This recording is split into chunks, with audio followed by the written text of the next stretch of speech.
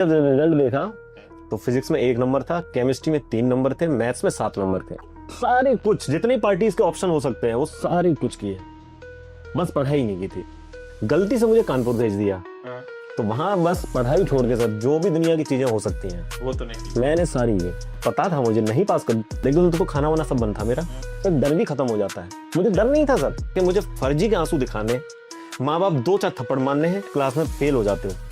मैं 3 सब्जेक्ट में फेल हूँ तो भाई ने तुरंत पीछे से बोला कि जो 1 साल में कुछ नहीं उखाड़ पाया वो 2 महीने में कौन सा कंपार्टमेंट पास कर लेगा। रात रात पर मूवीज चल रही है, पढ़ाई छोड़ के चंबल गार्डन एक हुआ करता था, वहाँ दोस्तों के साथ पार्टी कर रहे हैं।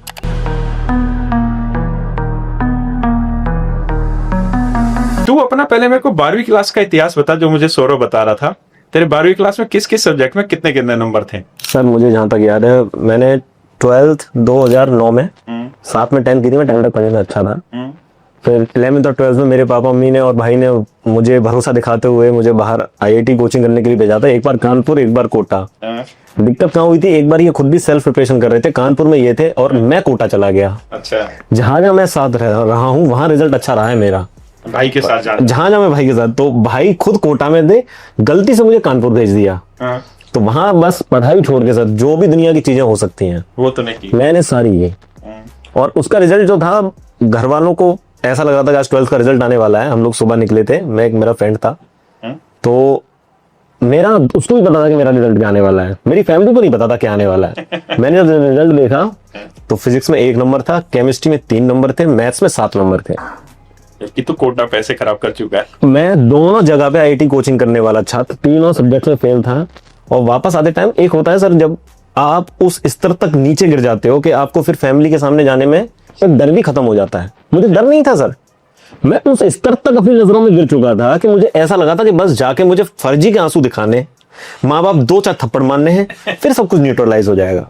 मुझे वो मतलब उस टाइम पर लिटरली मैं उस स्टेज के बाहर था कि मुझे ये ही खौफ खत्म हो गया था। एक बहुत बड़ी बात होती है, आप क्लास में फेल हो जाते हो। मैं 3 सब्जेक्ट में फेल हूँ, उसके बाद कंपार्टमेंट लगा था क्योंकि मेरे पास फाइन आर्ट एक सब्जेक्ट था। 5 सब्जेक्ट में पास होना होता है, अगर वो 5 में से 3 आप फेल हो जाते तो फेल हो जाओगे, लेकिन 2 में अगर आप फेल होते तो कंपार्टमेंट देता है CBSE बोर्ड। मेरे पास एडिशनल सब्जेक्ट था फाइन आर्ट। अच्छा। तो मेरे पास फेल लिखा हुआ नहीं आया था, उसमें लिखा आया था कंपार्टमेंट। तो मैंने घर आके बताया, मैंने भाई कंपार्टमेंट आई है। तो जितने भी ओले गोले शोले पढ़ने थे पढ़ गए, मैं कमरे में बंद था। तो मम्मी ने बोला फिर 1-2 दिन बाद, 1-2 दिन तो खाना वाना सब बंद था मेरा, फिर बोला कि कंपार्टमेंट। तो भाई ने तुरंत पीछे से बोला कि जो 1 साल में कुछ नहीं उखाड़ पाया वो 2 महीने में कौन सा कंपार्टमेंट पास कर लेगा। तो बात ये भी सही थी। फिर मैंने एग्जाम ही भरा, मैंने कहा मैं कंपार्टमेंट देने दोबारा बेइज्जती कराने का क्या मतलब है, एक बार पिटे हैं दोबारा पिटे, उससे बढ़िया है मैं फ्रेश करूंगा, 12th अच्छे मार्क्स से पास करूंगा। अच्छा, तूने उस वक्त 12वीं नहीं की? फिर नहीं, फिर मैंने कंपार्टमेंट का सर पता था मुझे नहीं पास कर। तो ऐसा क्या हुआ कि तेरे 1 नंबर आ रहे हैं? ऐसी कौन सी तूने? सर जितना भी आप समझिए कि मैं कानपुर में जब मैं था तो वहां पे साइबर कैफे हुआ करते थे, रात रात पर मूवीज चल रही है, पढ़ाई छोड़ के चंबल गार्डन एक हुआ करता था, वहां दोस्तों के साथ पार्टी कर रहे हैं। सारे कुछ जितने पार्टीज के ऑप्शन हो सकते हैं वो सारे कुछ किए, बस पढ़ाई नहीं की थी। तो ऐसा नहीं था, फेल होने का कारण ये था कि कोई बच्चा पढ़ता है, पढ़ के फेल हो जाता है कि वो पढ़ने में लिख नहीं पाया। अच्छा, मैं फेल था इसलिए नहीं कि मैं मंदबुद्धि था, मैं फेल था क्योंकि मैंने किताब ही नहीं खोली थी। तो अगले साल भी फिर मुझे ये रखा गया कि अब तुझे बाहर नहीं भेजेंगे, एटा में पढ़, घर बैठ के पढ़ और बस उसी स्कूल में जाएगा एग्जाम देने। सर स्कूल वाले ने एडमिशन लेने से मना कर दिया था।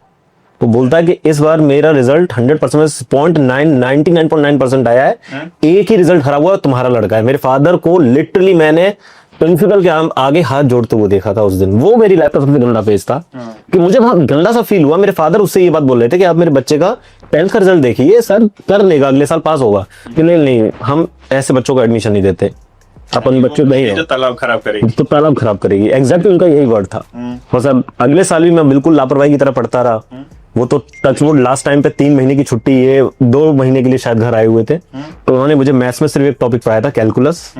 कैलकुलस उस टाइम पे शायद 100 में से 50 नंबर का आता था, जिसमें 49 नंबर्स थे मेरे, उतने ही मेरे मैथ्स में थे, पास हो गया। मैंने और कुछ अटेम्प्ट नहीं किया था मैथ्स में। फिजिक्स में क्योंकि maths is almost equivalent to physics, physics में न्यूमेरिकल्स पार्ट जो होता है, थ्योरी रटने वाला काम अपना था नहीं, अपने को सिर्फ मैथ्स जैसी चीजें समझ में आती थी, तो न्यूमेरिकल समझ में आ गए थे, न्यूमेरिकल सिर्फ फिजिक्स पास हो गई थी। केमिस्ट्री में सर दूसरे साल भी 1 नंबर है, मैं आज भी बोलता हूँ ये बेंजीन जितने भी एलिमेंट्स हैं इनमें मेरा सर घूम जाता है। मुझे समझ में नहीं आता क्यों ही बनाई गया है ये सब्जेक्ट। मतलब लिटरली मैंने भाई को ही बोल दिया था, मैंने भाई देख फाइन आर्ट लगा के मैं पास हो सकता हूँ, केमिस्ट्री भूल जाओ कि मेरी लाइफ में है। मैंने केमिस्ट्री में से फिर मुझे फेल हुआ, अभी भी मेरे पास रिजल्ट है, 4 नंबर था दूसरे साल, वो फाइन आर्ट लग गया। दूसरे बार भी फिर दूसरे बार भी सर केमिस्ट्री में 1 नंबर है मेरा।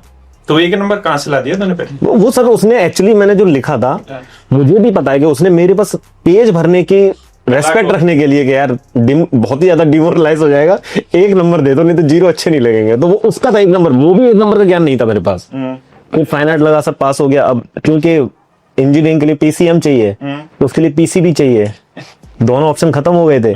फादर मेरे साथ स्कूल के रिजल्ट लेने हैं। अब यहाँ तो घर पे डांट पड़ रही है कि क्या था तू, क्या बन गया। वहां प्रिंसिपल से लड्डू खिला रहा है मेरे फादर को कि ये बच्चा भी पास हो सकता है क्या। मैं सर पकड़ गया, मैंने कहा ये क्या बात कर रहे हो सर, अब मैं आगे अच्छा करूंगा।